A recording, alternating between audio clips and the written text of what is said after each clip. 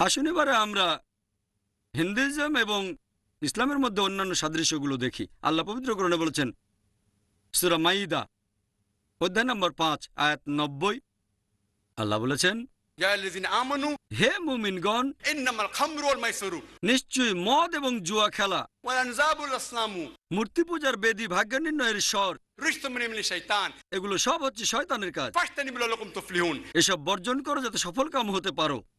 আল্লাহ বলেছেন যে মাদক দ্রব্য, জুয়া খেলা, ভাগ্য নির্ণয়ের স্বর, এই সব কিছু শয়তানের কাজ। এগুলো বর্জন করো যাতে সফল কাম হতে পারো। আসুন এবারে দেখি যে হিন্দু ধর্মগ্রন্থগুলো একই বিষয় নিয়ে কি কথা বলছে। আমরা এটা দেখব যে মনুস্মৃতিতে অধ্যায় নম্বর 9 অনুচ্ছেদ নম্বর 235 বলা হয়েছে যে যে লোক সন্ন্যাসী হত্যা করে, যে মদ পান করে, যে তার গুরুর ফুলশয্যার বিছানায় শুয়ে পড়ে, আর যে চুরি করে, তারা সবাই গুরুতর পাপ করে। তারপর মনুস্মৃতি অধ্যায় নম্বর 9 অনুচ্ছেদ 238 বলা হয়েছে এদের সবার শাস্তি হওয়া উচিত। বলা হয়েছে যে এদের সাথে কোনো লোক কথা বলবে না, কেউ তাদের জন্য ত্যাগ স্বীকার করবে না, কেউ তাদের বিয়ে করবে না। এই সব লোকেরা এদের সব ধর্মত্যাগ করে পৃথিবী জুড়ে ঘুরে বেড়ানো উচিত, যোগাযোগ বিচ্ছিন্ন করা উচিত। তার মানে কেউ যদি মাদকদ্রব্য গ্রহণ করে, মনুস্মৃতি অনুযায়ী তাদের উচিত পৃথিবীর বুকে ঘুরে বেড়ানো, সব ধর্মের সাথে তাদের যোগাযোগ বিচ্ছিন্ন করে দেওয়া উচিত। ইসলামের চেয়ে আরো কঠিন।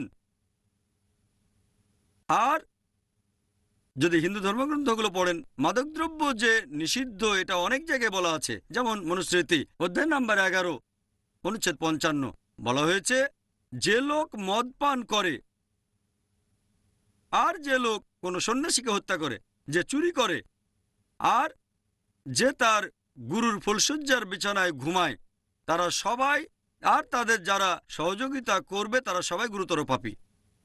অ্যালকোহল যে নিষিদ্ধ এটা হিন্দু ধর্মগ্রন্থগুলোতে আরও অনেক জায়গায় বলা হয়েছে।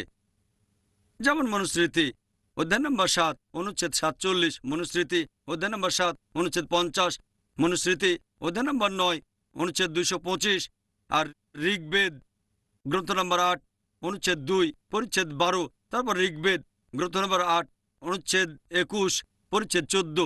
এরকম অনেক জায়গায় হিন্দু ধর্মগ্রন্থ মাদকদ্রব্য গ্রহণ করাকে নিষেধ করেছে। এমনকি জুয়া খেলাকেও হিন্দু ধর্মগ্রন্থে নিষিদ্ধ করা হয়েছে। ঋগ্বেদ গ্রন্থ নম্বর 10 অনুচ্ছেদ 34 পরিচ্ছেদ 3 বলা হয়েছে যে লোক জুয়া খেলে তার স্ত্রী তাকে এড়িয়ে চলে এবং তার মা জুয়ারিকে ঘৃণা করে, আর কেউ তাকে সাহায্য করে না। ঋগ্বেদে আরো বলা হয়েছে গ্রন্থ নম্বর 10 অনুচ্ছেদ 34 পরিচ্ছেদ 13 বলা হয়েছে যে গুটি নিয়ে খেলো না, তার বদলে তোমরা কৃষিকাজ করো। তোমরা যদি কৃষিকাজ করো, যদিও কম উপার্জন করবে, তবুও সেটা ভালো পরকালের জন্য। আপনারা হিন্দু ধর্মগ্রন্থগুলো পড়লে দেখবেন সেখানে মানুষকে জুয়া খেলতে নিষেধ করা হয়েছে। এটা আছে মনুস্মৃতিতে অধ্যায় নম্বর 7 অনুচ্ছেদ 50 বলা হয়েছে যে লোক মদ পান করে, যে লোক জুয়া খেলে, যে লোক বহুনারীতে আসক্ত আর স্বীকার করে, এগুলোই হচ্ছে মানুষের জন্য সবচেয়ে গুরুতর 4টা পাপ কাজ। জুয়া খেলার নিষেধ এটা বলা হয়েছে অনেক জায়গায়। মনুস্মৃতি অধ্যায় নম্বর 7 অনুচ্ছেদ 47, মনুস্মৃতি অধ্যায় নম্বর 9 অনুচ্ছেদ 221 থেকে 228। এছাড়া আরো বলা হয়েছে মনুস্মৃতি অধ্যায় নম্বর 9 অনুচ্ছেদ 258।